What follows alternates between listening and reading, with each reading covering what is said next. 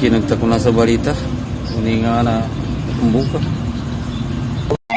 Tatapos lamang magdasal ngayong alas 7 ng umaga sa Idil Pitir sa Manila Grand Mall sa Barangay 648 Carlos Palangka sa San Miguel, Maynila.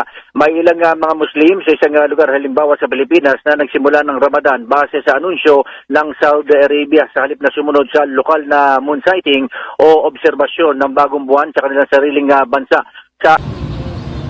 Yung kanunasi yan. Ito sa pa ni moon sighting at darulit ka. Kasi taga-Saudi niya mga Pilipino. Huwag ko sigaro masasakpa Saudi Arabia sa Pilipinas. Anyway, tiyara niya mga Araba, mga noting ilugin, mga wabing ilugin. May ka pagunot ko ng Saudi, anak ko na ako pa sa pagunutan ko. Magabipo na pa ko sa Saudi. Tara po ang kapita. Tiningas, nakunakan.